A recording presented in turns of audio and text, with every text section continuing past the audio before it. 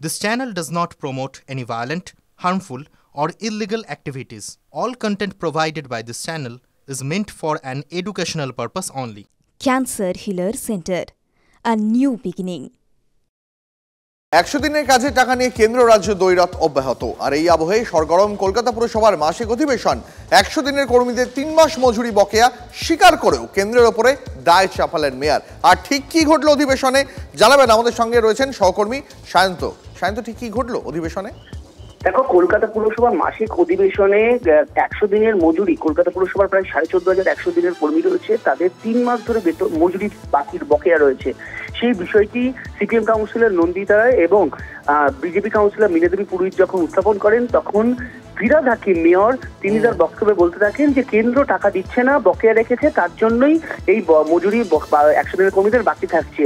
এই নিয়ে দুপক্ষের মধ্যে বাকবিতণ্ডা শুরু হয়ে যায় এবং রীতিমতো মীনা দেবী পুরোহিত এবং মেয়র ফিরহাদ হাকিম বচসায় জড়িয়ে পড়ে।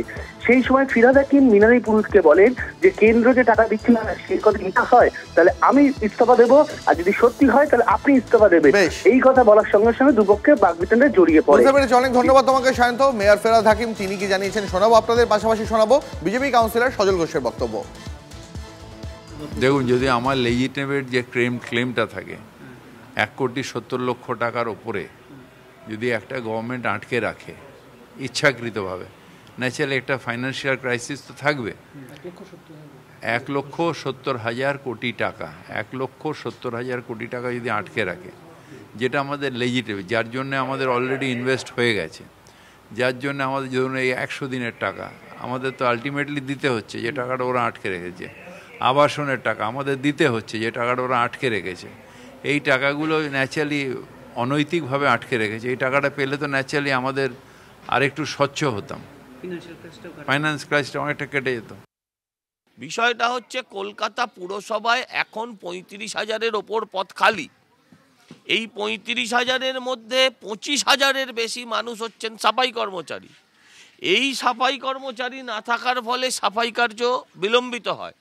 এখন যদি এই 100 দিনের লোকেরাও টাকা না পায়, 100 দিনের লোকেরাও যদি টাকা না পায়, তাহলে করে এই কাজটা যদি এরা বন্ধ করে দেয়, তাহলে তো আর কলকাতা সাফাইটাই বন্ধ হয়ে যাবে। আগে যে টাকাগুলো দিয়েছে সেগুলো কোথায় গেল তার হিসাব তো দিন আগে।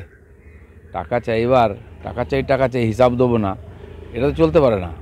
তো সেটা হিসাব দেওয়া দরকার আছে, কারণ জনগণ তাদের জন্য এখানে কষ্টে আছে। আর কেন্দ্র সরকার পশ্চিমবাংলার সাধারণ জনগণের আর অধিকারের কথা ভেবে, তাদের অসুবিধার কথা ভেবে প্রতিনিয়ত ওখান থেকে টাকা পয়সা দিয়ে যাচ্ছে, কিন্তু মাঝখান থেকে জনগণ পাচ্ছে না, কোনো হিসাবও পাওয়া যাচ্ছে না।